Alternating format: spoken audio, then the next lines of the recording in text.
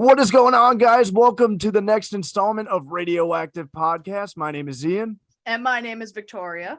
And tonight we are joined by the one, the only Danger Party. Guys, how are we tonight? Oh, fantastic, man. Oh, yeah. Well, guys, how do you think the set was last night? Did you guys have fun? Oh, yeah. Oh, hell yeah. Always. I had a great time. Did you have fun at the set last night? Oh, it was a blast, man. My girlfriend had never been before, and it was her first time, and she kept making fun of me because I didn't know, like, any of the songs they were playing, like, before you guys took the stage. Oh, that's Okay. Yeah. Yeah. Yeah, happy like- hour. Offended, but Yep. you're good. Yeah. Them's the deep So cuts. they were playing That's a lot of Animal like, with the deep retro cuts. emo music. Well, yeah, like, yeah, on the yeah. screen. We got to make sure he's not playing any of the songs that we're about to play. Right. Yeah. We play all the bangers, and we leave Unhappy Hour to him, aka Unhappy Hour. What do you guys enjoy most about playing at Tin Roof, and just what draws you guys to the venue and specifically playing Emo Night there? Really, that's kind of been our home base. It's kind of what started this whole thing to begin with. So we're kind of like Coming up it's like on a 5 really long-term relationship. You know what I mean? But like the venue itself is a lot of fun. The staff's really fun, and like, you know, it's the most comfortable place we play at. You know. Yeah, they've Oh, always really? been good to us too. Like they kind of helped build it up throughout the past couple managers have like really like taken the ball and ran with it, and like it's not just us promoting and putting the effort in, like they do the work too. So it's kind of like a mutual thing. You know, it's cool to see their effort. As far as in what we enjoy about it, I think we all can agree that we have a core group of people that come there every time or every month that you can count on seeing, and the community and the people. I think at least for me is my favorite part of it, is definitely seeing those same people every month and hearing their stories and meeting them and stuff is really cool. But so it's like a family that you look forward to seeing. Like a family reunion once a month. I Mhm. definitely get Except that more fun. atmosphere a lot, guys. Like, you know, the whole reason I started going, I found out that it was a thing through my group of friends. I want to give them a shout out. So like Jeff, Rain, a lot of those guys started going, and I saw it and I was like, what's that? And they said it's Emo Night. And I'm like, what's that? And they were like, dude, it's the last Wednesday of every month. You gotta come. What Right? are some of your guys' favorite songs to play at Emo Night? Ain't it fun? Ain't it fun? Yeah, fun. I think that's all of ours now. No, mine's still very- Fireflies. Fireflies. That's up no. there. Yeah. Because people have been starting circle pits during Fireflies now religiously, Yeah. and that's just funny as fuck. Mm-hmm. Yeah. Downfall of Yeah, Assault, a lot of fuck fun my too. name. Oh, A Day to Remember's my friend Jeff, he loves A Day to Remember. So every time you guys That play too, that, yeah. he Did goes somebody say crazy. that? That's Yeah. close second or third. We had some stage dives to that last night. That Yeah, was pretty Yeah. dope. a dozen, I think, at least. And the security guard was throwing Yeah, down. I was like, yeah. yeah, knock Yeah, somebody out security guard there. was in Yeah, the And then he's pit. gonna have to throw himself out, dude. Dan's like, Hey, All right, I I gotta tell go. you what, man, I'm always trying to start a pit, and there's this one guy for the past 2 or 3 months that has I been know on the who he same is. page as me. You know who it is? Who he is. Yeah, I know who he is. Yep, kind of a bigger guy, and yeah. he's just like out here, dude. He's the bro. He knows which songs are what. He told me last night that he listens to the tuning and he knows when the guitar's tuned down for A Day to Remember. Yeah. He's a smart one. I love him. And he gets people going out there. He's kind of like another member of us, just working the crowd. Absolutely, man. Is that the one more song guy? He's one of the One More Song guys, yes. Well, one of them. Oh, For so there's context, multiple. there's a group of people that like to scream one more song, usually after the first fucking song that we play. It was Oh, before yeah. anything Four last hour night. set. Yeah, we didn't even start yet. Right, it's before we started. All right, we'll play one. I have the next question here, and I kind of want to know, what did you guys think of the Halloween Emo Night this past year? Because a lot of crazy shit happened. I should know. I was there as John Wick. Oh Yeah. yeah. Oh yeah. Oh yeah. Yeah. Oh, yeah. Oh yeah. Synchronized. Oh yes. Well, wait a minute. What do you might be able to shed some light on, because we don't often see all the crazy shit that happens. Are you talking about like within the room or just on stage? Well, I just overall, like, in the crowd, on stage. I know you guys had on some Halloween costumes. Can you explain those? Just We a did bunch that. of average Joes. Average Joe's. Oh yeah, Adam Average can. Joe things. Yeah, we dressed as the average Joes from the movie Dodgeball. Mm-hmm. Oh, that's what that was. Dude, yeah. But Lock it up, man. Come on. you could dodge around. I've never seen it all the way through. Come I'm on, bud. sorry. Oh, come know on, what? bud. You Okay, can cut we're that. gonna- You can cut that part out. We don't We're have to let people know cutting the that. interview. Your homework is to immediately go finish that movie. No, start from the beginning because you already forgot Bold the plot. strategy, Cotton. Is Yeah, it the we'll see one how with it Vince plays out Vaughn? for the interview. Yes. Yeah. Okay. It's got Ben Stiller in it. Oh, okay. We had a costume contest that we were obviously not in, but we had people dressed like me. We had people dressed like Coyle. Did we have someone dressed like Adam? Yeah. Jason. Yeah. Jason dressed as me. We had a lot of people dressed as us, but Charlie the was winners, Adam. the winner Yeah, was this Charlie guy. had a fucking cop out because he's already bald. He already has a beard, and he just wore a flannel. And It's he just brought it's not yeah. a costume. and It's- he brought a toy baby. yeah, He it's- did. Yeah. But the winner was this guy that was dressed in a beast from Beauty and the Disney Beast Satan. costume. But it was crazy. Like he had these huge, like curly horns. Like it wasn't like, I don't know. It wasn't like traditional beast. It looked awesome. No, my man's was cosplaying. Yeah, he It had was like really full cool. face makeup on. Yeah. It was awesome. I don't know if they could compete with second place though. Let's be honest here. What was Yeah. second place? Was that you? Was you second That was place? him. Yeah. Yeah. Dude, I old got the John hat Boy. on right now. The Danger Party hat I won. Oh fuck yeah! Nice. They're sick. I won an ungodly amount of shit for that contest, dude. We don't even know what we were Really? giving I just know away. it was like liquor and like gift cards and all kinds of shit. So That's where Yeah. my kidney went. yeah, Yeah. Nice. fuck yeah. This hat, a bottle of liquor, 4 of those drink vouchers, which by the way had $15 on them each. What? Oh hell yeah. Patches. Hold on, I'm gonna go get this patch real quick. Nice. Oh, yeah. Oh yeah. That's a Chip. Yeah, Yep. that's actually one of the questions for the interview. How did this come to be? Because he's on the hat too. So that's Tin Roof's mascot that Adam altered. Well, I didn't. I think I Quill. didn't. Oh. No, I didn't do it either. I made the logo with it in it. But I don't that know was who made it. That's something Jake commissioned. I'm pretty sure back when he was. Okay. Yeah. That's an old logo. Devin's got one too. Oh yeah. Yeah, So Mine mine yeah. got third He place. normally looks a little different, but he's emo-fied. Are you guys strictly a cover band, or do you guys write your own original material as well? Ooh, that's a good question. Funny you should say Mm. that. So Yeah. it's upcoming. So we've all been in and out of like other original bands, and most of us have jammed with interchanging parts throughout the years. So now that I think we have like a pretty set lineup, I think we're gonna start maybe getting back to writing. This just turned into a really exclusive interview. Yeah. We don't Yeah. talk about that. Yeah. I don't know. Nothing's been done yet. It's just I don't think we're gonna be serious about it. It's just I think we all kind of miss writing. Yeah, it might be party music. It might just be some Yeah. like feel good, just I don't know, because we're not like kids anymore going through it. So it's not, we're all kind of adults having a blast. Our lead Yeah. singer's in a stable relationship, so that doesn't really do well for lyrics. Yeah. Dylan's like, how do you write happy? I just have to write about Coil instead now. Yeah. I actually did. Yeah. I wrote some of the song the other night.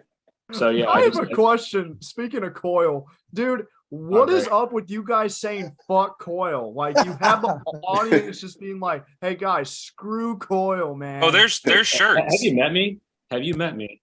I don't know how it happened. I think the banter of like me and Adam have always kind of given Coil some shit like on stage and stuff. And I think that just kind of Coil leans into it really well in a way that makes it fun for him too. Cause like he said, he made some shirts. It's like now a cult following kind of thing that everyone who knows kind of thing. But Coil's someone that can talk to anyone and always has and knows a lot of people everywhere. So everyone knows he can take the joke and it's just fun. How did you all meet, and when did Danger Party form? Did you guys like go to school Yeah. together? Did you grow up Good together? question. Well, from my perspective, I met Oh, pretty much all three of you through like Count It stuff. Like maybe not you, Dylan. I'm not sure. But me, Adam, and Coil were in a band for a while, and Adam and Coil were in a band with Dylan at the same time. So we all kind of, met that way. I guess that's how I got brought into the friend group. But I'm not from Granite area like you guys are. Dylan, are you from Granite area? I used to live with Adam for a while, but no, I'm not from Illinois. Yeah. Okay. Yeah, but they all like they can tell you how they all met, but I'm from the outside of the friend group for sure. So Deja Party was originally our like Coil, Dylan, and mine, our old original band. So and that just started as we did a one-off cover show for Cinco de Mayo at a Hooters. We learned like 3 or 4 hours of songs just for Cinco de Mayo at Hooters, and then we were like, yeah, whoa, we got paid. Well, yeah, you got paid. They paid us in money, beer, and wings, and you clearly can't fucking top that. So, and then after that, we played at Big Dad's on the Landing, and then our buddy Jason brought the manager from Tin Roof that he was friends with down to see us, and then he's like, "Hey, let's start this whole emo night thing if you guys are down." I'm like, actually, this is pretty tight. Let's do it. Because he was ahead of the curve. I think like the Coast was already doing emo nights. I think that was already a thing out in like California. And Jake was his name, the manager of Tin Roof that time, wanted to kind of start something like that in St. Louis. And I think we were ahead of the curve in St. Louis for sure. Because now, for sure, you get like 4 or 5 emo events touring through the city every month. Like some will be DJs, some will be not even that. Pretty much no live bands though. The live band thing's pretty rare. The emo night, like NIT. Nobody wants to learn 3 hours of songs. Fucking bitch, man. The NITE one wasn't even fucking touring yet, like anywhere. It was just strictly California whenever we started doing this. Right. And like we weren't even trying to like ride the emo night wave. We're like, oh hey, we just get to play the songs that we like and we get like a couple bucks in a bar tab. And then it just kind of evolved over time. And then luckily, like this whole emo resurgence thing happened that kind of benefited us.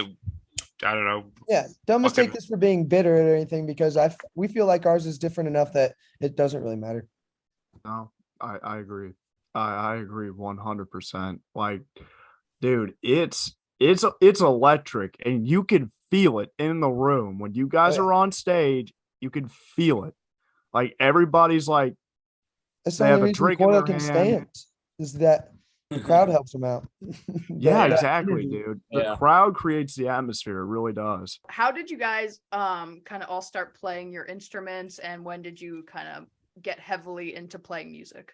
Dylan answer, because he's got the most shit to carry into shows. I'd like to hear how he got into that.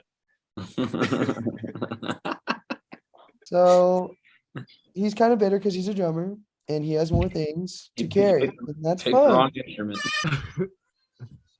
Sorry, that's my daughter. What was it? Oh, singing and playing guitar. So in high school, I remember going to my first show. I'll keep it short. It was like All Time Low in the Rocket Summer at Pop's nightclub in St. Louis. And I saw what Ian was talking about, that electricity between the crowd and the people. And I was like, I want that exactly. So I started going to Guitar Center, and just to use their like Taylors and Martins, their acoustic guitars. And me and my friends would just go in there like every day after school and would just start practicing little simple chords. And then we started the Former Me, which we were talking about earlier, in 2012. And I played guitar for a little bit. When one day I broke a string, and I realized that I broke the string while we were playing a show. And I just put the guitar down for the rest of that song. And I realized that frontman is what I wanted to do from then on. It was too fun to like actually engage with people. That's all. Now I sing a lot. 3 hours at a time. It's a lot. You came a long way from that whole let me take my shirt off real quick and set my guitar down in the 5 minutes of silence. Okay, that was the first. Yeah, my first show. I realized after the first song that my button-up shirt was too hot, and then it took me a long time to take it off. And my other front man said nothing the whole time. I'm too busy watching you take off your shirt. This is besides the question. Yes, it is. Why was it brought up, Adam? Thank you. I just kind of grew up with my cousin Dave used to show me like pop punk bands and stuff. He would record them all on VHS. Not a lot of people know what that is anymore. But like we'd watch music videos of Good Charlotte, Blink-182, Sum 41, all that stuff. I fell in love with that music. And fast forward, I didn't really like have an aspiration to actually play it until I played Guitar Hero. Actually, Guitar Hero was a lot of fun. And then One day I was at a church thing, like some outside thing, and someone brought a guitar, and I taught myself how to play "Nothing Else Matters" by Metallica because it's all open strings. And I hit. I'm like, oh my god, that's a song from Metallica, and that kind of inspired me to get a guitar and actually learn how to play. And here I am. When I was growing up, I used to stay at my grandma's house a lot because my parents wanted to travel and party and stuff. And I had a friend that lived next to her, so I didn't really mind doing that. And his family was like super punk rock and had all kinds of instruments. And the older brother played drums. He played guitar, and I was just like a nerdy little kid that wore cargo pants and husky cargo pants. And they got me into just that whole like lifestyle and everything, just the punk rock stuff. And I mean, they showed me like almost every band that got me to where I am now. So that started when I was like 9. And then I think my first show was My Chemical Romance and Green Day. And Wow, what a show. yeah. And then after that, I learned every Green Day song that I could. And that was pretty much where I started like really grinding at it. Like I would just kind of fiddle around with my guitar for the most part up until then. And then that's when I started like trying to actually learn stuff and get better. And yeah, and then I got into metal, and I played metal for pretty much all of my teenage years and early 20s. So I didn't have a fucking choice. My dad played drums, and so like it was like my second or third Christmas. He's like, "Hey, here's a full drum set. Not even like a kid drum set. Like it wasn't like an expensive one. He got me like a J.C. Penney drum set, and it was like, hey." But it's big. I was like, that's cool, man. My feet don't reach the pedals. And I kind of went fucking Tonka trucks, but I guess this works.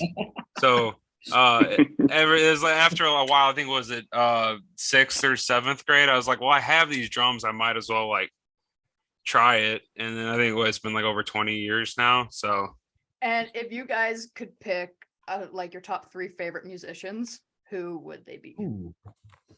Musicians. Blink-182, 4 Year Strong, Musician. You asked for Band, musicians or Adam Lazara. I like the musician question from Taking better. Back Sunday. Beyonce. Beyonce. Beyonce. Dude, I fuck with the Queen Bee so goddamn hard. Keep your love on top. Devin, what's yours? Adam Lazara from Taking Back Sunday, as far as vocals go and writing his lyrics and stuff. Never really thought about just musicians. I mean, Adam Lazara, that's definitely one. In every way that Devin said it. Taking Back Sunday is a big one for me. I mean, both Mark and Tom, big fucking inspiration for me. Tom's not even like always great on guitar live or sings good live, but like he could sing really bad live for a show, and I'd be like, fuck yeah, like as long as you're there, bud. Because, you know, they created like if I think about it, they created like the inspiration to play live shows for me because they were just so fucking hilarious. And like, they just make a crowd like, it's like a comedy show. Me and you are like that a lot. I think you can tell that we've both been influenced by them. Yeah, you guys kind of got the Mark Tom banter down. Yeah. You know, I feel like I should throw out the obligatory Travis Barker, because growing up, like every drummer, Travis Barker, you know, big influence. But like ever since he can play every song. 2009, damn near, man. Except for fucking, we're not gonna get into the dark eras of the last couple of years, but we're good now. Going forward, we're good. But ever since like 2009, it's been like Jake Masuko from 4 Year Strong. Like I heavily basically, like whenever we like write original shit, like a lot of my style has been from learning all 4 Year Strong shit. Like Jake's just so fucking good. So in that NHL set, god damn it. Okay, I found the sign for danger. So this danger, and then I feel like there's some Naruto shit. so this is the letter P, right? So it's just party. That's great. Ooh. That's tight. Listen, guys, thank you so much for coming on the show tonight. This has been, oh my god, Been you guys, a lot of fun.